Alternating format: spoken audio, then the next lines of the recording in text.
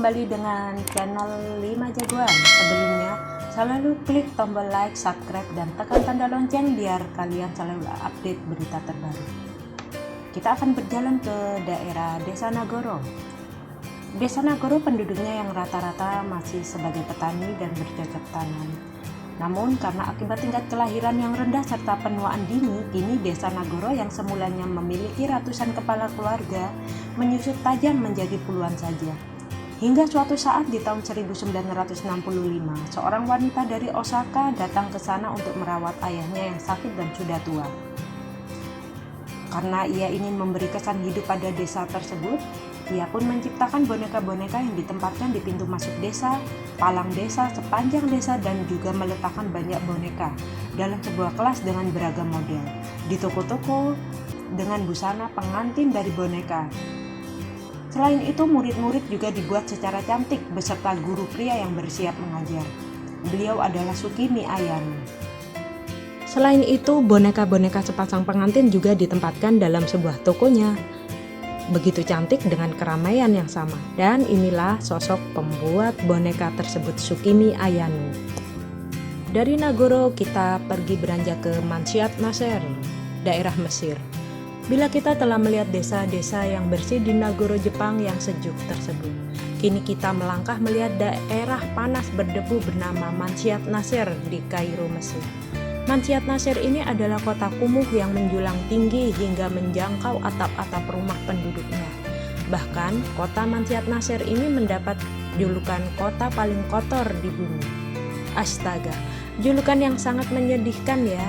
Tapi mengapa kota ini bisa sedemikian kotor dan kumuh ya? Mari kita ketahui lebih dekat. Kota yang menampung 200 jiwa lebih di kota kumuh ini. Kota ini tidak memiliki saluran pembuangan maupun listrik dan saluran air bersih. Wow, tak dapat dibayangkan gimana rasanya. Pasti sungguh tidak enak untuk dijadikan tempat melepas penat dan beristirahat bersama keluarga.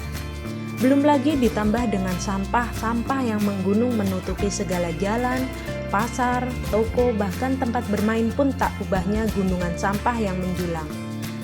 Kota Mansyat Nasr ini tentu saja penyebabnya. Kota kumuh ini tentu saja ada penyebabnya. Apakah itu?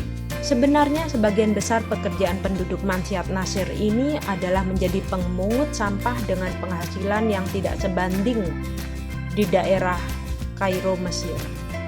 Jadi semua terjawab bukan alasannya.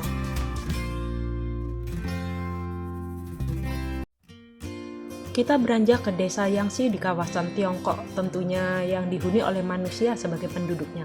Berbeda dengan desa Nagoro, dan penduduk desa Yangshi ini memiliki keunikan tersendiri. Kenapa?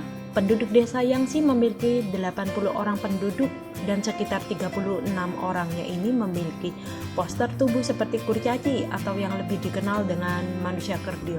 Sehingga desa ini pun mendapat julukan sebagai desa kurcaci. Unik juga ya.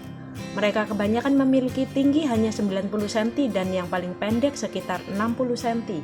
Hal ini dikisahkan oleh para tetua di sana bahwa mereka mendapatkan wabah misterius yang menyerang penduduk hingga mempengaruhi pada pertumbuhan anak-anak usia 5-7 tahun. Mereka tiba-tiba tidak bisa tumbuh dan berkembang. Mereka tetap di postur tubuh anak-anak hingga menjelang akhir usia dan sebagian menjadi cacat permanen. Para penduduk meyakini bahwa mereka tidak bisa berkembang secara normal dan layaknya manusia lainnya disebabkan kutukan jahat dari roh leluhur mereka. Dari Yangshi kita berangkat menuju Colma, sebuah nama dalam kota di kawasan bagian California, Amerika Serikat. Kota Colma sendiri adalah kota yang termasuk sangat aneh, sebab kota ini memiliki lahan yang amat sedikit untuk tempat tinggal penduduknya. Sedangkan anehnya memiliki lahan yang amat luas untuk pemakaman. Bagaimana bisa? Begini, kota Colma ini diasosiasikan bahwa jumlah tingkat kematian lebih tinggi daripada jumlah orang yang masih hidup.